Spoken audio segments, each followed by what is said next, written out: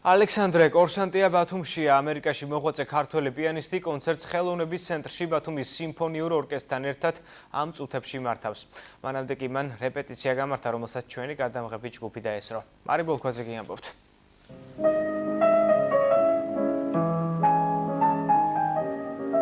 მუსიკის ენა ესეთი ლამაზია და ესეთი უნიკალურია და პირდაპირ გულს ესაუბრება და არა ჭკუას და არა ტვინს. მუსიკოსი რა ყოფილიყავით, ვინ იქნებოდა? შეიძლება გამხდარიყავი კონსტრუქტორია, ეს ყოველთვის მომწონდა. ხელით აშენება სხვადასხვა ნივთების, კი ეს ყოველთვის ეხლაც მიყვარს. ყველა შედევრი, რომელსაც ის ქმნის და შექმნიდა მართლა კონსტრუქტორი რომ გამოსულიყო, ხელებთან კავშირშია. თუმცა მიუხედავად ამისა, მან ყოველთვის იცოდა, რომ პიანისტი გახდებოდა. მისი ხელები უკვე წლებია სასწაულებს ახდენს. თავის დროზე ვირტუოზული შესრულების გამო როიალის ჯადოქარიც უწოდეს. მუსიკალურ ჯადოქრობას ალექსანდრე კორსანტია უკვე წლებია მსოფლიოს სხვადასხვა კონტინენტზე ახდენს. ამჯერად მისი ტისოს საათი ქართულ დროს უჩვენებს. 18 აგვისტოს საღამოს ბათუმელ მსმენელთან აუდიენცია ჯერ კიდევ ერთი წლის წინ დაიგეგმა ხელოვნების ცენტრში ბათუმის სიმფონიურ ორკესტრთან ერთად და დავით მუქერიას დირიჟორობით. დიდი ენერგეტიკის მატარებელი ადამიანი არის, საოცრად დიდი ენერგეტიკის მატარებელია და ძალიან ესეთი კიდე მინდა ხაზგასმით აღნიშნო ღრმა მუსიკოსი არის. პროფესიონალიზმიც სჭირდება მაგას, მაგრამ უფრო ბედზე არის დამკვირვებული.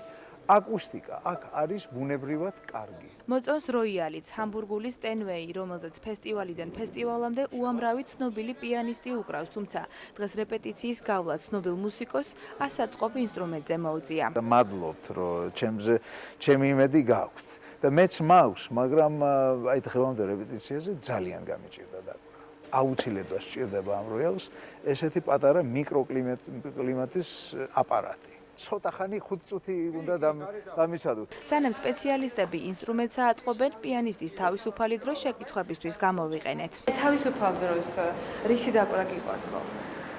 თავისუფალ დროს რატომ მიგაჩნიათ, რომ მე დაკვრა მიყვარს თავისუფალ დროს? შეიძლება სხვა რამე მიყვარს.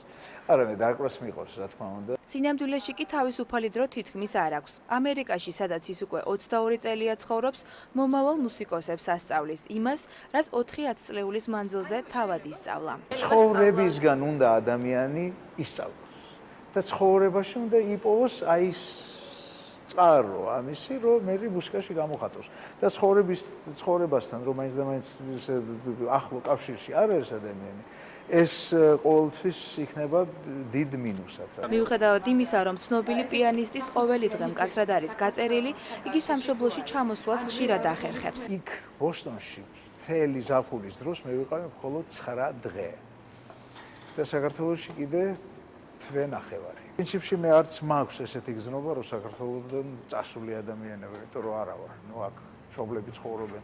მაინც ყველაზე ახლო მეგობრები ჩემები არიან აქ და ყველა კავშირები, ყველა ესე ვთქვათ, ჩემი ცხოვრება აქ ქაურ ყველაფერთან არის დაკავშირებული და ყოველთვის იქნება.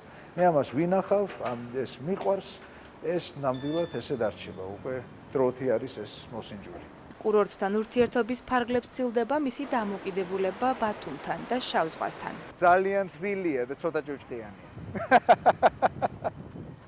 არა მიყვარს, ძალიან მიყვარს მაგისი შავი ზღვის ჭუჭყის მიყვარს. იბანავეთ რა ჩამოვა. როგორ არ ვიბანავე? გუშინაც ვიბანავე, დღეს ალბათ არა, მაგრამ ხვალ ნახევარდღე ვიქნები ზღვაში. შავი ზღვისგან მიღებულ მუხტს ალექსანდრე კორსანტია დღეს ბათუმელ მსმენელს გაუზიარებს. მისი ხელები კი კიდევ ერთ სასწაულს მოახდენს, ამჯერად ბრამსის და რახმანინოვის ნოტებზე.